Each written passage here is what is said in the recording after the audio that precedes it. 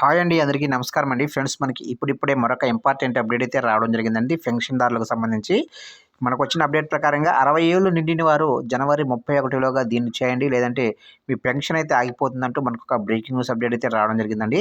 అయితే ఇందుకు సంబంధించిన పూర్తి వివరాలైతే తెలుసుకుందామండి. వీడియో ఎక్కడ స్కిప్ చేయకుండా చూడండి ఫ్రెండ్స్. అప్పుడే మనకి పూర్తి కంప్లీట్ ఇన్ఫర్మేషన్ అయితే అర్థమవుతుంది. ముఖ్యంగా వీడియో నచ్చినట్లయితే ఒక లైక్ చేయండి ఫ్రెండ్స్. ఇక లేట్ చేయకుండా వివరాలకు తెలుపుదాము. ఇక్కడైతే చూడండి ఫ్రెండ్స్. 60 ఏళ్లు పైబడిన వృద్ధులు జనవరి 31లోగా దీన్ని చేయాలి. లేకుంటే వారికి నెలవారీ పెన్షన్ అయితే లభించదు.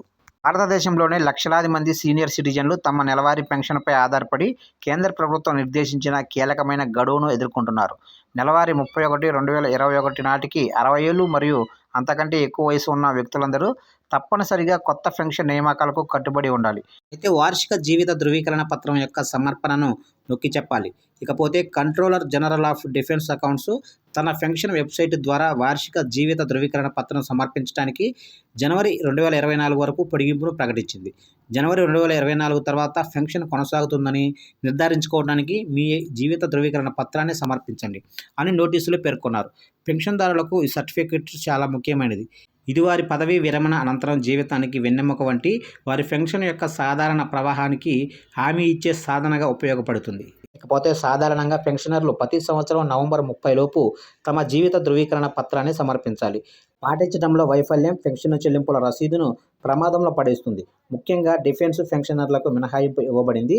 ఈ అవసరాన్ని నెరవేర్చడానికి జనవరి 2024 వరకు వారికి అనుమతి ఉంది. ప్రభుత్వం జీవన్ ప్రమాణ్ పేరుతో డిజిటల్ లైఫ్ సర్టిఫికెట్ సేవను ప్రవేశపెట్టింది. ఇది వివిధ ప్రభుత్వ సంస్థల నుండి పెన్షనర్లకు అందుబాటులో ఉండే బయోమెట్రిక్స్ ఎనబుల్ ప్లాట్ఫారం. ఈ సేవ ఒక అనుకూలమైన ప్రత్యామ్నాయాన్ని అందిస్తుంది. లైఫ్ సర్టిఫికెట్ 1 సంవత్సరం పాటు చెల్లుబాటు అవుతుంది. పెన్షనర్లు తమ నిరంతర ఉనికిని నిర్ధారించుకోవడానికి ఏటా వారి డిజిటల్ లైఫ్ సర్టిఫికెట్ను పునరుద్ధరించుకోవాలి. అయితే పెన్షనర్లు తమ జీవిత ధృవీకరణ పత్రాన్ని సమర్పించడానికి పైన పేర్కొన్న డిజిటల్ సేవలతో సహా 6 పద్ధతులు ఉన్నాయి. బ్యాంకులు, పోస్టాఫీసులు కూడా ఈ సర్టిఫికెట్లను అంగీకరిస్తాయి. డిజిటల్ సమర్పణపై ఉన్న ప్రాధాన్యత సాంకేతిక ఏకీకరణ వైపు ప్రభుత్వం యొక్క పుష్తో సమానంగా ఉంటుంది. ఇకపోతే గడువు సమీపిస్తున్నందున పెన్షన్దారులు తమ పెన్షన్ పంపిణీలో ఎలాంటి అంతరాయం కలగకుండా ఈ ప్రక్రియకు ప్రాధాన్యత ఇవ్వాలని కోరారు. సజావుగా పరివర్తనకు భరోసా ఇస్తూ సీనియర్ సిటిజన్ కమ్యూనిటీ ఆర్థిక శ్రేయస్సును కాపాడే లక్ష్యంతో ప్రభుత్వం సమ్మతి కోసం పొడిగించిన కాల పరిమితిని అందించింది.